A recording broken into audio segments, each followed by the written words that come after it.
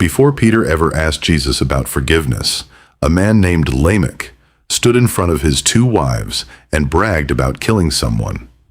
He swore that anyone who came after him for it would pay 77 times over. That's not a phrase Jesus made up later for effect. It's the same number, pulled straight out of that boast, and handed back to Peter with the opposite instruction attached. Peter's question. Matthew 18 opens with Jesus laying out how to handle a believer who sins against you. Go to him privately, then with witnesses, then before the church. Peter listens to all of it, then asks the question everyone listening would have wanted answered too. Lord, how many times shall my brother sin against me and I forgive him? Up to 7 times? 7 wasn't a random guess.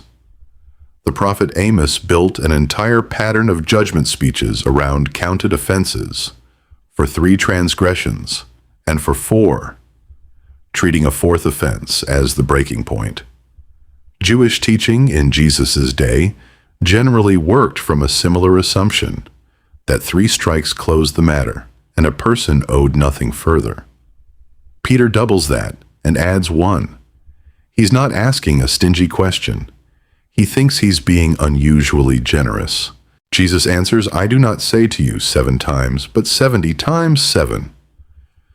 Most modern readers hear that as a colorful way of saying forgive constantly. Don't keep score and move on. That's not wrong. But it skips past something Jesus is doing that Peter and everyone else in that room would likely have caught immediately. That exact figure, 70 times 7, was not a new number. It already existed in their scripture, and it had never been used for anything like forgiveness. Lamech's boast. Go back to Genesis chapter 4. Cain kills his brother Abel and is marked by God, who promises that anyone who kills Cain will suffer vengeance 7 times over. 5 generations later, a descendant named Lamech stands in front of his 2 wives and sings about a killing of his own. I have killed a man for wounding me, a young man for striking me. If Cain is avenged 7-fold, then Lamech 77-fold. Read that carefully. Lamech kills a man for wounding him, not for trying to kill him, just for striking him, and then declares that anyone who comes after him for it will face 77 times the punishment Cain's killer would have faced. He's not asking for protection. He's boasting. He's taking God's mercy toward Cain, a limit meant to stop an unending cycle of blood, and turning it into a threat with the volume turned up 11 times over. Lamech's song is the first recorded escalation of violence in the Bible, and it's delivered as a brag. That number, 70 times 7, is Genesis's figure for how far one man was willing to take revenge. It sat there in Israel's founding story for centuries. And then Jesus, answering a question about forgiveness, hands Peter the exact same number back. 1 phrase, 2 meanings. Translation didn't produce this by accident. In the Greek text, both passages use the Septuagint's rendering of Genesis 4:24 and Matthew's rendering of Jesus' words share the identical construction, hebdomikantachis hepta, 70 times 7. Anyone in that culture who knew their scripture, and Peter certainly did, would have heard Jesus quote Lamech's own line back to him. That's the detail the Sunday school version leaves out entirely. Jesus isn't inventing a large number to make a point about generosity in the abstract. He's taking the most infamous vengeance oath in the Hebrew Scriptures and handing it back with the opposite instruction attached. What Lamech pledged toward punishment, Jesus commands toward forgiveness. Same number, same phrase, completely reverse direction. Peter asked about a ceiling. Jesus answered by picking up the one number in Scripture already associated with a man who refused to have one and repurposed it entirely. This also means something else. Jesus isn't asking Peter to count to 490 and then stop being obligated to forgive. If he were just reversing Lamech's math, that's exactly what it would mean. But that's not how 70 times 7 functioned in that world at all. 7 and completion. In Hebrew idiom, 7 wasn't primarily a quantity. It was a marker of completeness.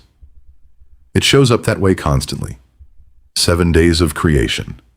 7 years of famine. A sevenfold sprinkling in the tabernacle rituals. Multiplying 7 by 70 doesn't just make a bigger number.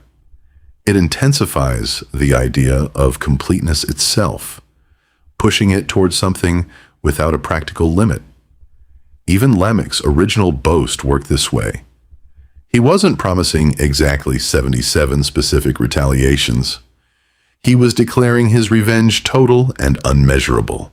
Jesus takes that same idiom and points it at forgiveness instead of vengeance. He isn't giving Peter a ledger to keep. He's telling him the ledger doesn't exist. Whatever number Lamech used to describe revenge with no ceiling, Jesus uses to describe forgiveness with no ceiling. The math was never the point. The direction was. A reversed number alone doesn't explain why the debt of forgiveness runs that deep, so Jesus follows his answer with a story. The King's Servant.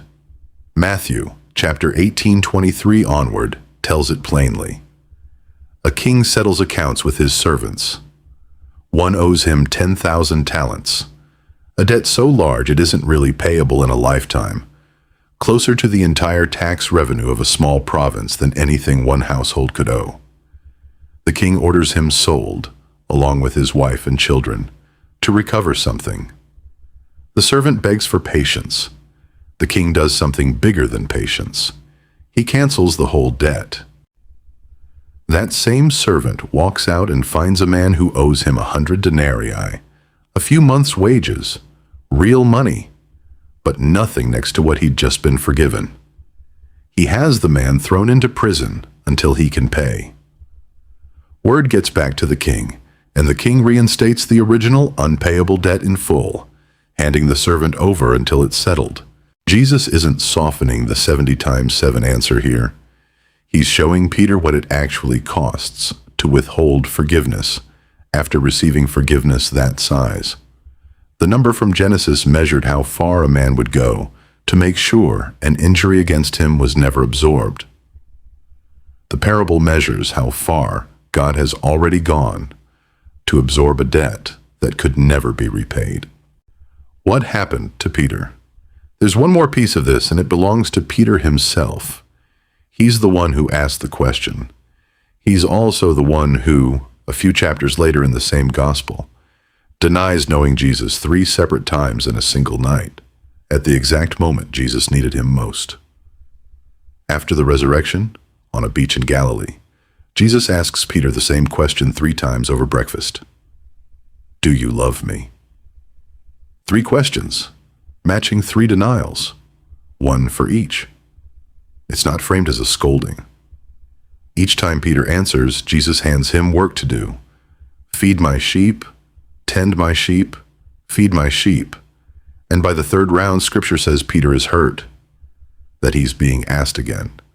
He isn't being punished a 3rd time.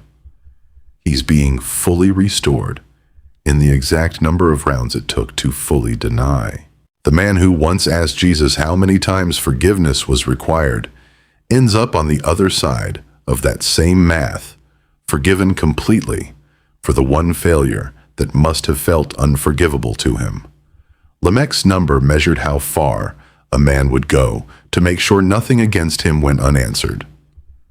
Jesus handed that number back to the one disciple who would need to receive it himself before the story was over.